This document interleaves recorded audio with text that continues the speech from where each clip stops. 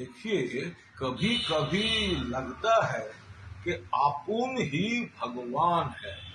প্রধানমন্ত্রী নরেন্দ্র মোদী কি এরকমই একটা অলিখিত বার্তা দিতে চান? বিজেপির অনেক নেতাই বারবার বলেছেন একেবারে ভগবান তার অবতার হিসেবে নরেন্দ্র মোদীকে দেখানো হয়েছে। তাহলে মা কালীর পাশাপাশি বিজেপি রাজ্যের অনুষ্ঠানে মা কালীর সঙ্গে নরেন্দ্র মোদীর ছবি।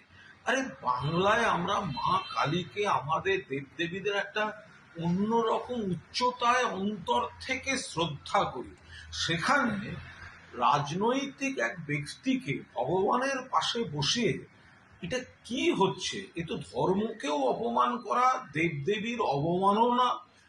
এটা রাজনীতিতে হতে পারে না।